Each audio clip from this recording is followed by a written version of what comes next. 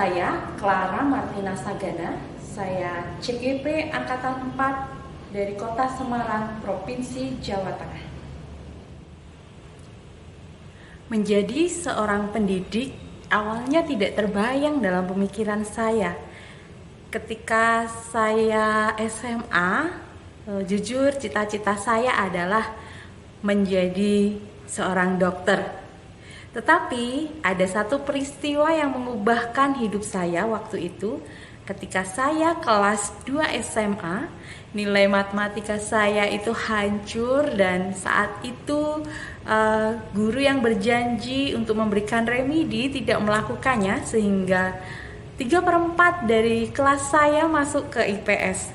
Dan waktu itu semua cita-cita yang sudah saya mimpikan dari dulu untuk menjadi seorang dokter menjadi kandas. Tetapi hal tersebut tidak membuat saya berhenti. Akhirnya saya memikirkan, kira-kira apa yang bisa saya lakukan? Saya mau melanjutkan studi atau kuliah di mana setelah lulus SMA nanti. Saya terpikir bahwa saya tidak menyukai kegiatan ataupun pelajaran ekonomi, akuntansi, dan lain sebagainya. Ketika saya berdoa, saya berpikir, saya merefleksikan tentang diri saya waktu itu seperti mendapatkan suatu pencerahan, dan saya memilih untuk masuk ke Fakultas Psikologi.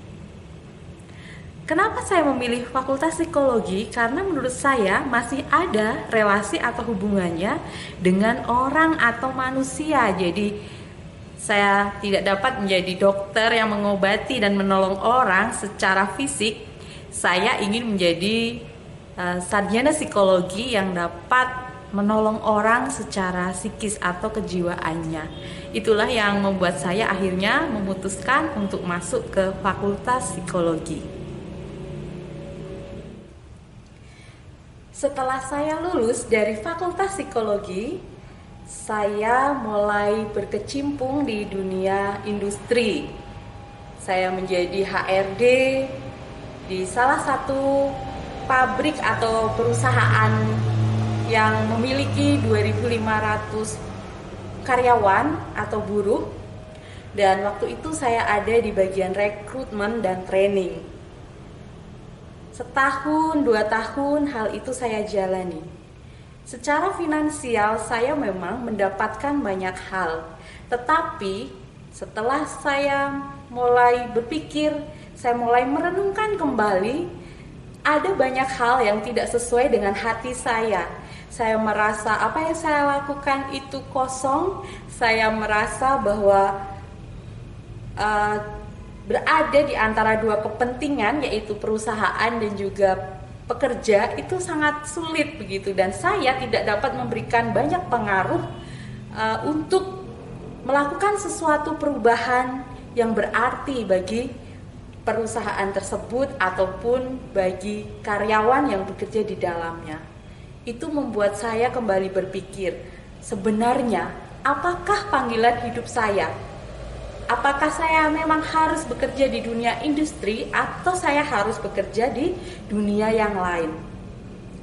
Kembali saya berdoa, saya merenung, saya berbicara dengan diri saya sendiri, saya menanyakan hati saya, dan akhirnya saya mulai membuat lamaran pekerjaan. Saya waktu itu melamar di sebuah sekolah swasta dan saya menjadi seorang pendidik.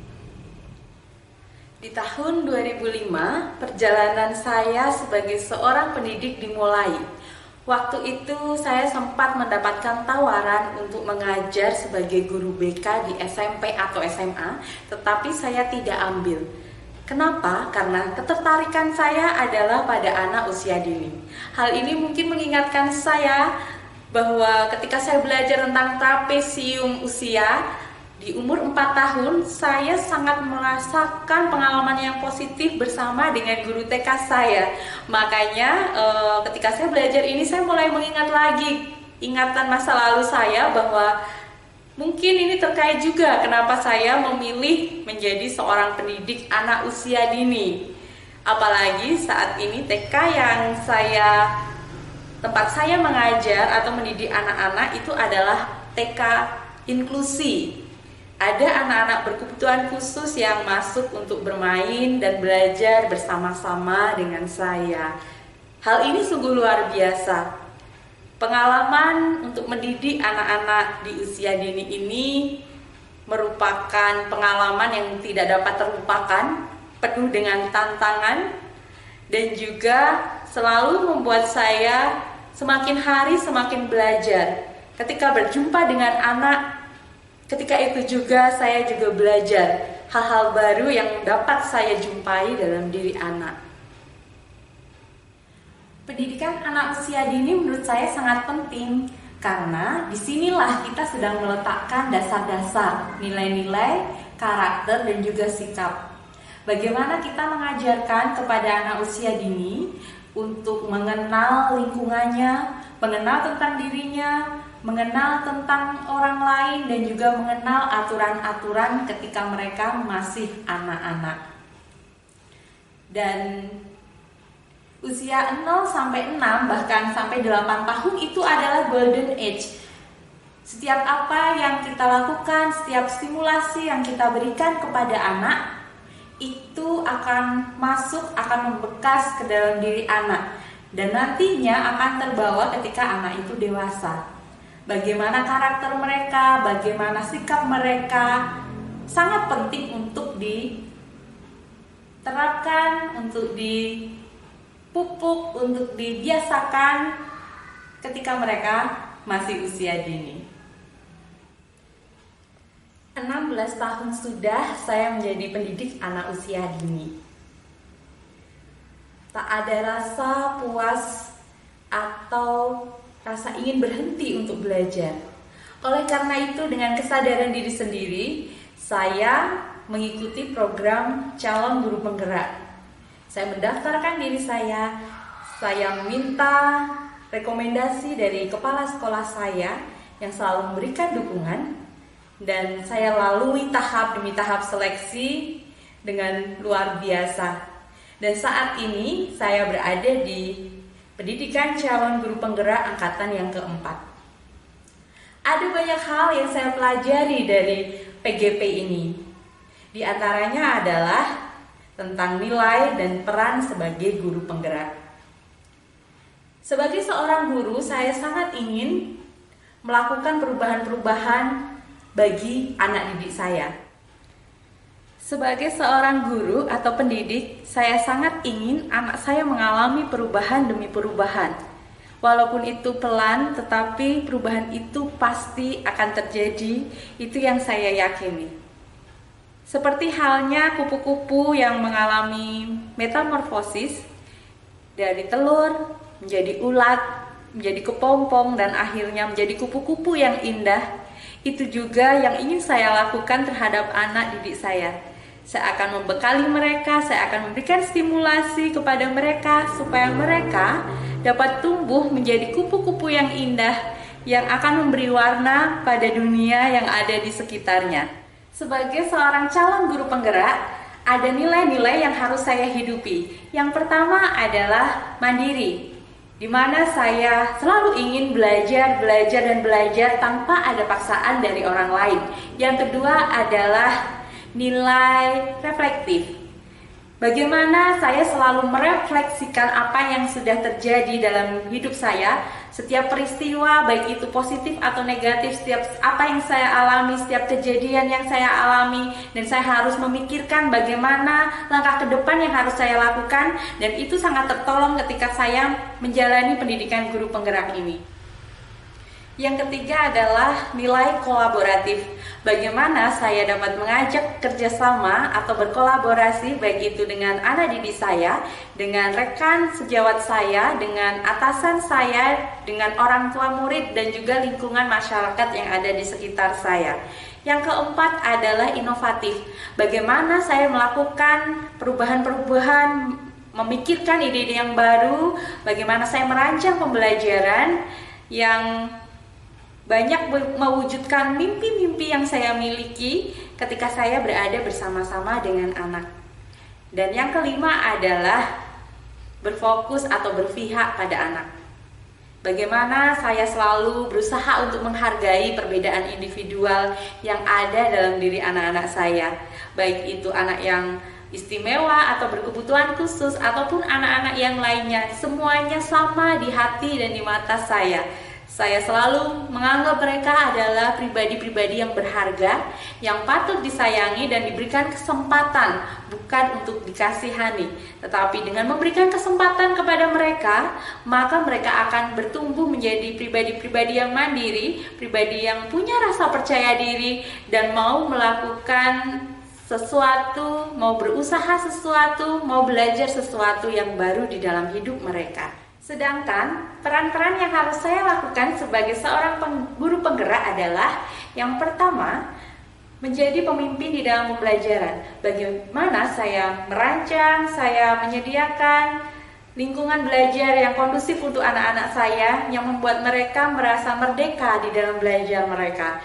Yang kedua adalah menggerakkan komunitas praktisi. Saya mengikuti organisasi-organisasi yang membuat saya belajar bagaimana saya berinteraksi dengan orang lain, bagaimana saya membawa pengaruh di dalam organisasi tersebut. Organisasi-organisasi yang berkaitan dengan profesi saya sebagai seorang pendidik. Yang ketiga adalah menjadi coach guru yang lain. Hal ini saya lakukan ketika saya menjadi mentor bagi guru-guru yang ada di Kecamatan Semarang Barat untuk belajar mengenai pendidikan inklusi. Di sini kami guru di TK Talenta menjadi mentor-mentor untuk mereka.